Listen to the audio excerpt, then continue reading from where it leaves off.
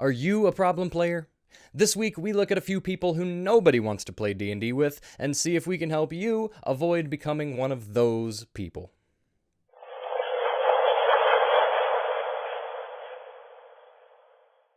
Hello players and GMs, I am Reese, and welcome to another video by Jetpack7. Before I get started with this week's video, I want to take a moment to give a big thank you to everyone who has been subscribing, liking, and commenting on all of our stuff. It may seem like a really small thing, but it makes a world of difference to us. Plus, I've gotten some really great ideas for future videos, so thank you all very, very much for your comments. This week, I decided to shift away from the analytics and take a look outside the game. We're going to discuss 5 types of players who you have probably had at your table before and who you probably don't want to have at your table again. But I'm not going to stop there, of course, because I want everybody to be able to play D&D, even the problem players.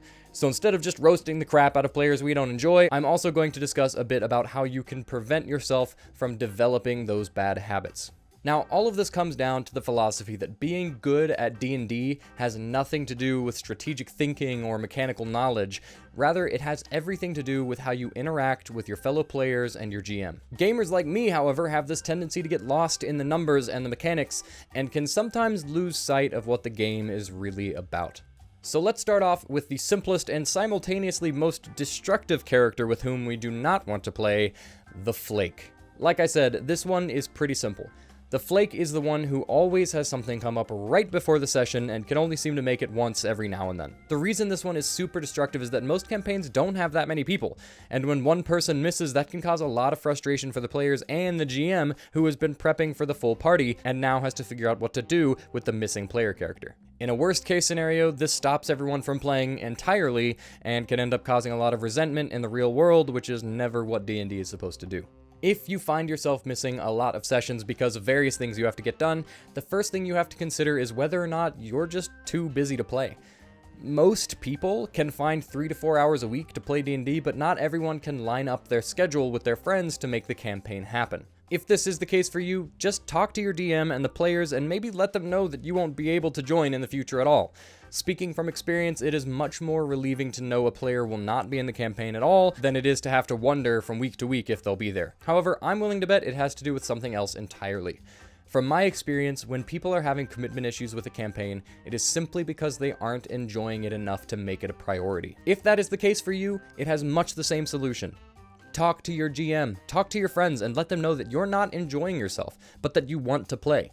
Open, honest communication with the person running the game can make a world of difference, because oftentimes the GM is just running the game they want to run. If the players make it clear that they want to do something else, then any GM worth their salt will happily shift the campaign around a bit to fit their players' desires. That way, hopefully everyone gets a campaign they love and enjoy, and the FLAKE becomes the cake, because they're sweet.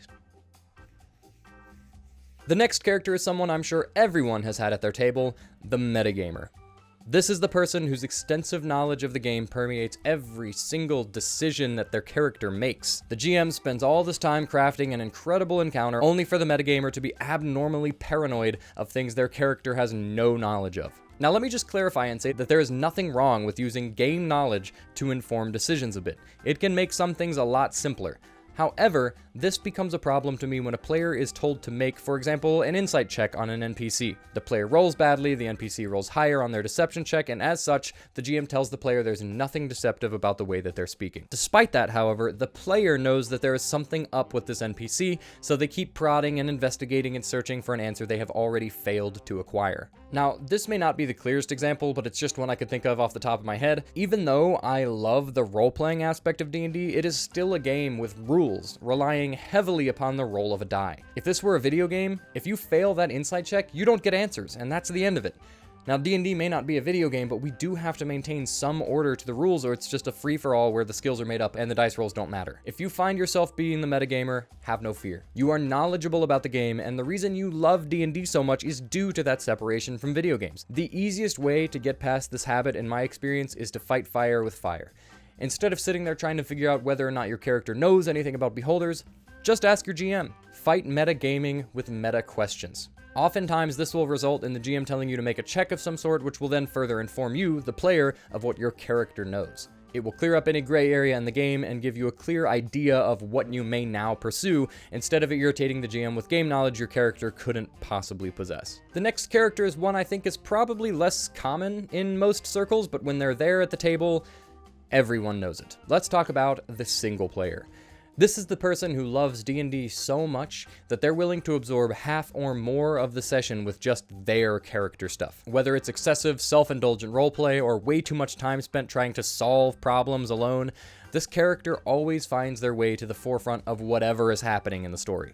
This one is pretty problematic, and the hardest part is that from a GM perspective, it is actually pretty difficult to notice. I've run games for the single player multiple times, and I didn't notice that they were taking over the sessions because I'm tracking so many things already. I kind of just view the party as one big unit, so when one player is absorbing all my time, I don't actually notice too much. It's also pretty hard to notice if you're the one doing it, because it kind of just feels like you're playing the game as usual. I think the easiest way to figure out if you're the single player is to simply look back on the session after it is finished and talk yourself through everything that happened. If you find that much of the session revolved around your character specifically, then you might be taking over a bit too much. Obviously, there are sessions involving backstory and stuff that would justify your character being at the forefront for a session or two, but if it is just any other session, your character should be receiving no more attention than anyone else. If you find that you're taking over a lot of the sessions, simply making yourself aware of the problem should fix it entirely. During the next session, you should be thinking a bit more about how much you insert yourself into other situations. Let other characters take charge here and there. I think you'll find it is actually very enjoyable to watch how the campaign unfolds when your character isn't its centerpiece. The next character is one of my least favorites to play with, largely due to my love of the role-playing aspects of D&D. The robot. The robot is essentially a classification of the infamous min-maxer. This is the person whose characters are all just amalgamations of mechanics and features. Their characters often have no real goals or personalities, rather they're just a collection of fun ideas they had when going through the process of character creation. Let it be known that I have no issue with min-maxers. I fully understand the desire to play characters who are built well and are very efficient in certain situations. My problem comes when those characters are built entirely around their mechanical efficiency, because not only is that just an incredibly boring character, it can cause some serious frustration within the party. When you've created the perfect balance of in-combat and out-of-combat abilities and mashed them into one supercomputer character, the rest of the party is going to feel pretty useless. Need a lock picked? Send in the robot. Room full of enemies? Send in the robot. Need to talk our way out of a situation? The robot will do that too. You can see why that's annoying. Most characters are good at one or two things, so when there's one character that can do everything, they end up making the rest of the party feel pretty much unnecessary. So how can you get out of this habit? Most people I know who like to min-max probably would not enjoy playing an inefficient character. If you're one of those people, then I highly encourage you to go ever so slightly out of your comfort zone and build a character who is really good at one or two things and really not so good at everything else. They don't have to be terrible at everything else, but try making a ranger who's really good at being far away, but they have 6 con. Or a barbarian who has ridiculously high strength and constitution, but is extremely clumsy with low dexterity. It will add some risk to your gameplay for sure, but those low stats can create some hilarious or very tense situations that wouldn't otherwise occur. Also, when creating your character, think less about their backstory and more about their goals.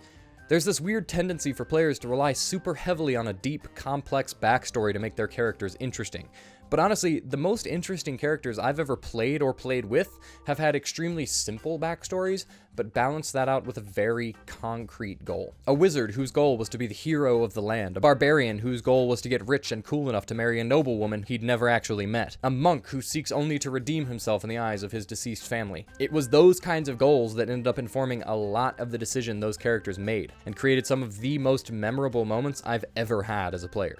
I think it also helps me focus less on the mechanics of the character and more on who they are. Really, I could replace any of those classes with some other class, and it wouldn't change much of anything other than how they play in combat. The last type of character is definitively my least favorite type of player to play with and GM.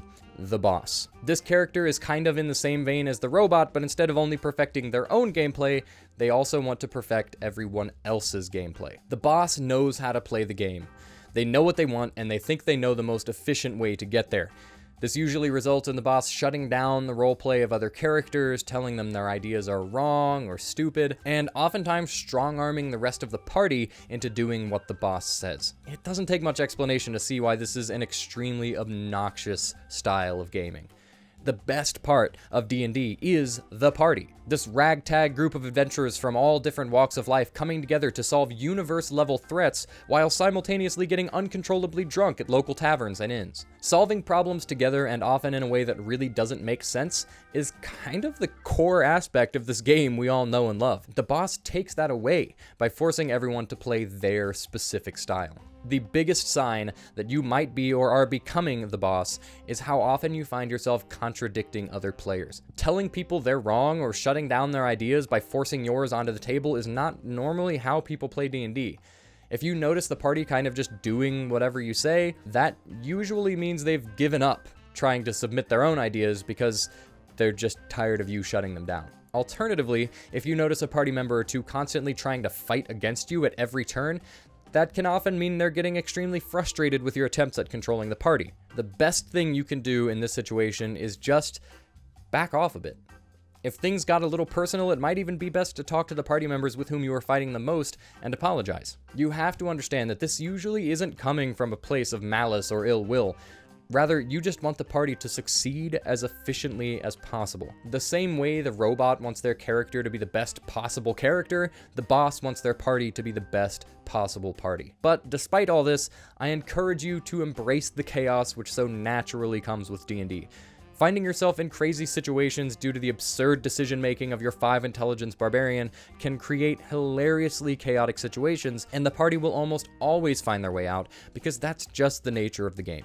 Letting the game naturally run its course rather than trying to control the flow of it will create a much more enjoyable and much less stressful environment for both you and the party. Alright, those are the 5 characters I could think of that I don't really love playing with. Let me know in the comments below if you think I've missed any, and any times your problem players had a nice redemption arc to become an awesome player. I look forward to hearing your responses, but until then, thank you all very much for watching, and we'll see you around.